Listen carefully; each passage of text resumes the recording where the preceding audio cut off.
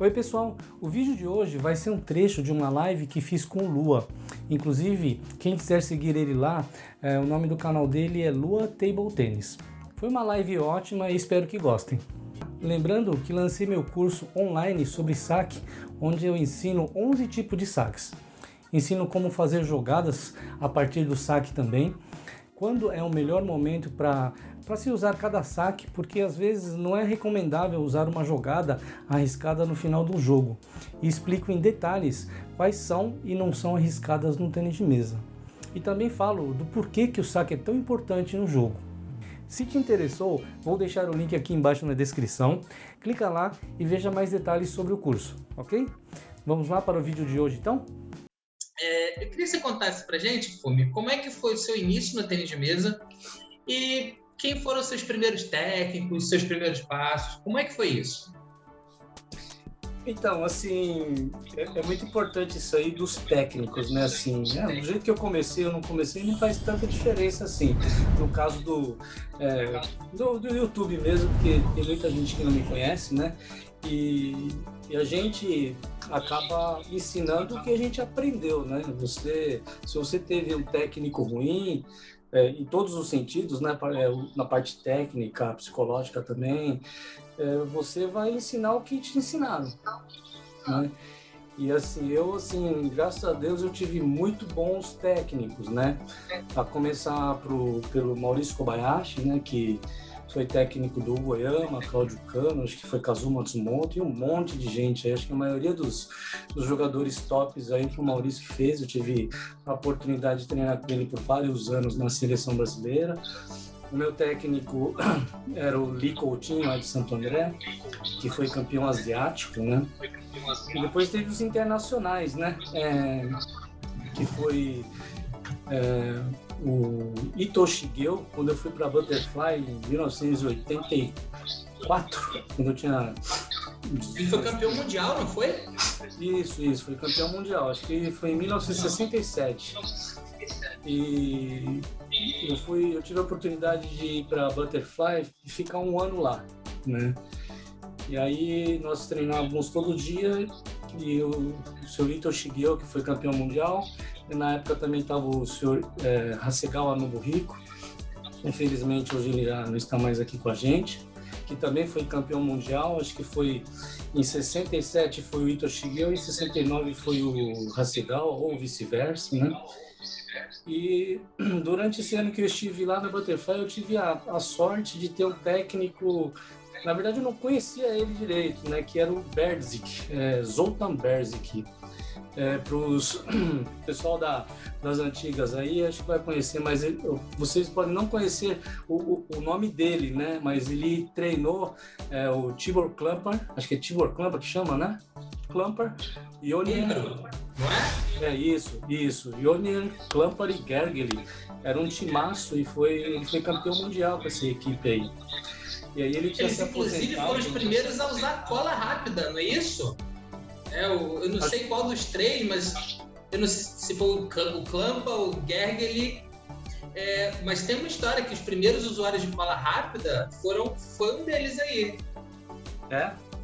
Eu não sei não, mas assim, eu lembro que assim, ele era um timaço, o Klumper principalmente, né? O jogo dele era muito em cima da mesa, né? Que é um jogo que eu adoro e que é um jogo de hoje, né? Que o pessoal usa hoje, joga na frente, né? Não joga muito atrás. Então eu tive a oportunidade de treinar com ele durante meio ano lá na Butterfly, porque eu fiquei... Geralmente o pessoal fica lá na Butterfly 3 meses, né? Vem jogadores de vários países e eu não sei por que motivo, mas me deixaram ficar lá por um ano. E aí nesse um ano eu treinei com o Ito Shigeo, Hasegawa e esse Berzik, né, que foi campeão mundial também, 3 campeões mundiais. E lá na Butterfly eu melhorei demais, né? Eu, quando saí do Brasil, eu era campeão brasileiro e eu não me lembro direito, eu era campeão brasileiro, mas era da seleção. E aí com 17 para 18. E aí quando eu cheguei lá, eu encontrei com ele e ele me ajudou muito. Eu voltei do Japão, da Butterfly, e aí eu peguei a seleção adulta, né? E depois, por último, aí um outro técnico que eu tenho muito respeito, que se chama Milan Stencil. Milan Stencil, ele foi meu técnico em 80 e... não é o técnico, nós fizemos uma...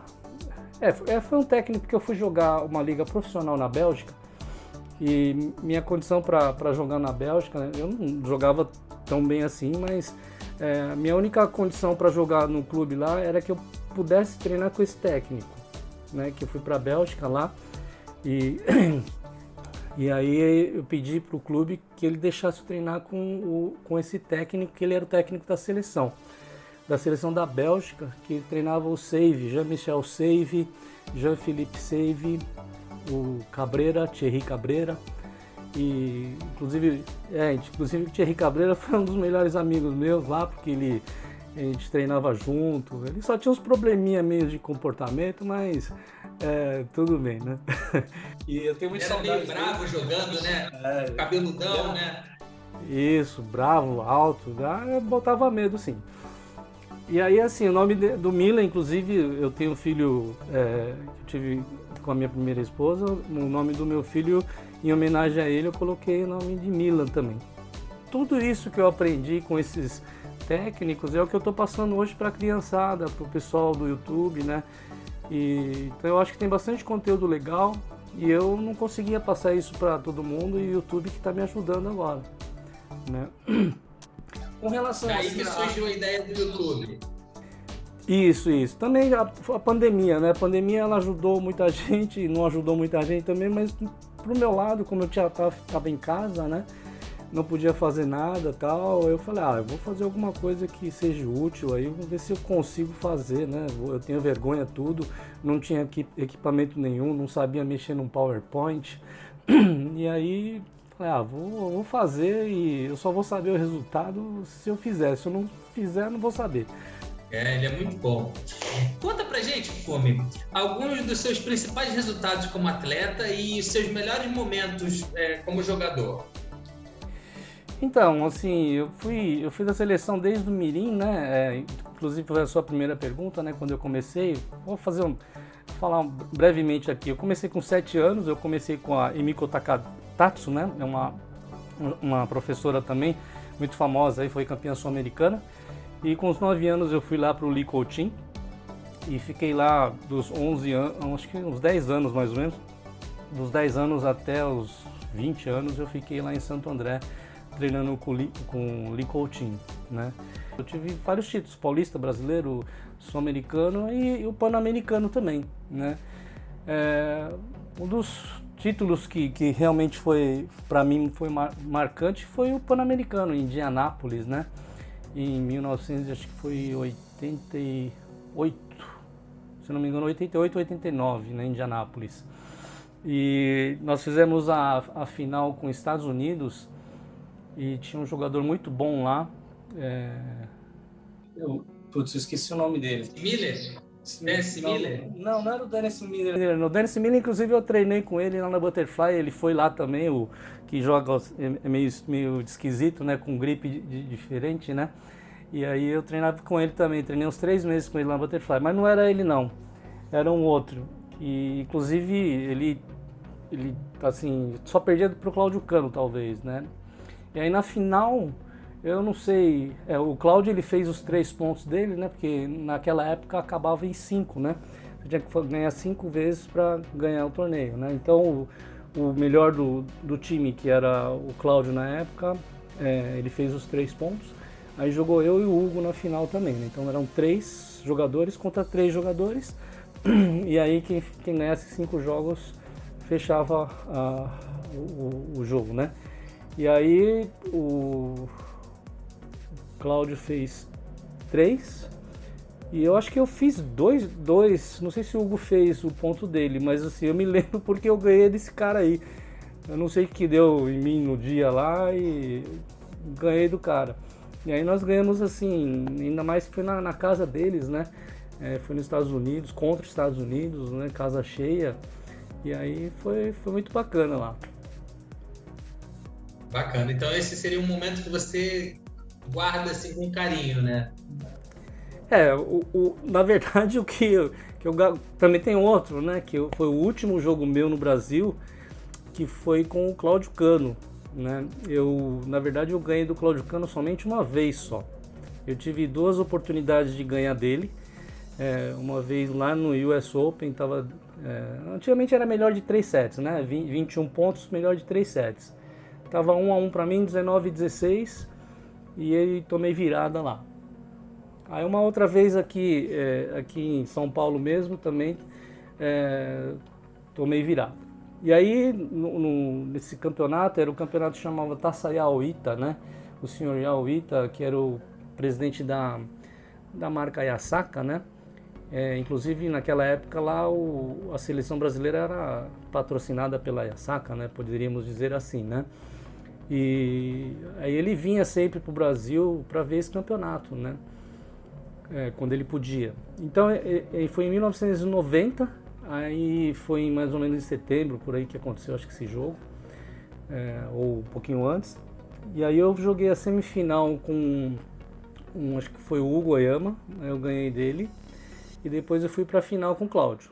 Aí a mesma situação, tava 1-1, 19-16, aí ele fez 19-17, 19-18, aí eu virei as costas e falei, não, dessa vez você não vai ganhar não. E aí eu joguei tudo que eu podia e consegui ganhar dele, né? E aí assim foi uma coisa que me marcou por ser um torneio muito importante. Era o meu último torneio no Brasil e eu ganhei do cara que eu nunca tinha ganho na minha vida, né? Que era o Cláudio Cano. E para quem não conhece o Cláudio Cano, ele seria mais ou menos um Calderano hoje. Para se ganhar do Calderano hoje é muito difícil, né? E na época, para se ganhar do Cláudio Cano era muito difícil, né? O Cláudio Cano era o único jogador que estava jogando fora, né? Ele jogou na Suécia por acho que uns 3 anos na Suécia e nós estávamos jogando aqui, né? O que nós jogávamos era os regionais, jogos abertos, né? Então éramos muito fracos, né? Comparado com ele. E aí eu ganhei dele, talvez na cagada, porque a gente treinava muito junto, né? A gente treinava todo dia junto, então você acaba acostumando com a bola dele e tal. E no dia lá, acho que baixou o santo lá e deixou ganhar.